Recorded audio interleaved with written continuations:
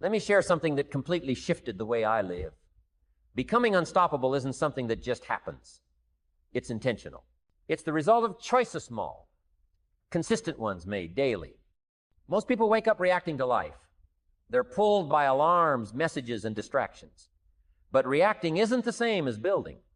The truth is, real growth comes from steady, simple, routines, not overnight miracles. So if you feel stuck, unmotivated, or like you're meant for more but can't seem to break through, this is for you.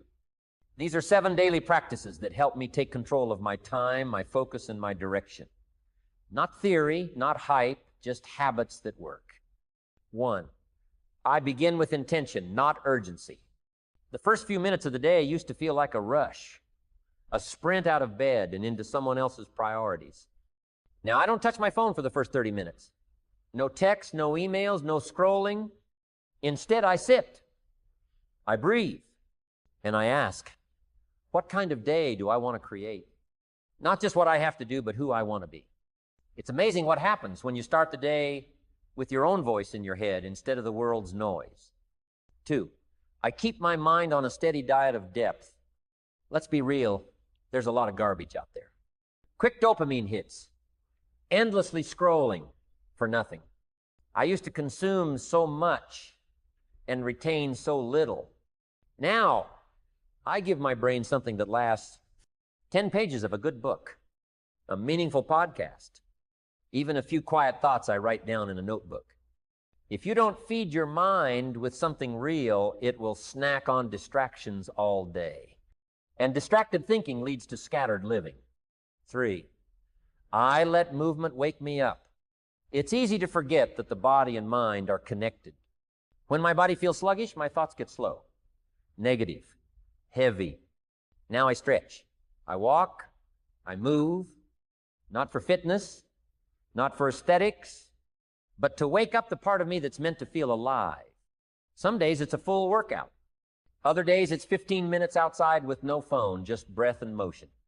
But I do it every day because motion breaks mental fog. 4, I write down what actually matters. It's easy to feel busy and still go nowhere. So I started asking, what 3 things would make today meaningful? Not 10, not everything, just 3. Clear, honest priorities. It's not about doing more. It's about doing what matters and doing it on purpose. When you define your focus, you protect your energy. When everything's important, nothing really is. 5, I practice noticing what's good.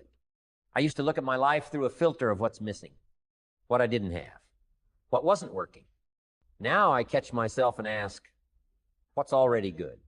Sometimes it's a hot cup of coffee, or a kind word from someone I didn't expect, or just the fact that I made it through another hard day.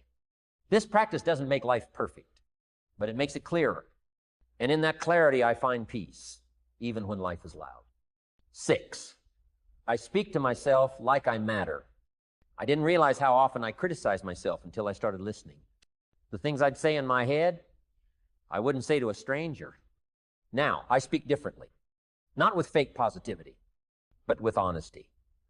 Gentleness, belief. When I mess up, I don't spiral, I reflect. When I doubt myself, I don't shut down, I get curious.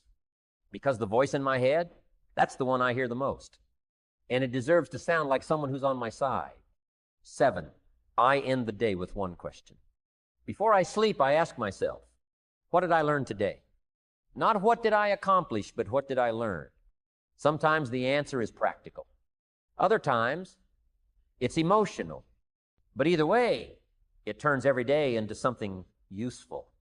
Even the messy ones, especially the messy ones. Reflection gives meaning to the moments we'd otherwise forget.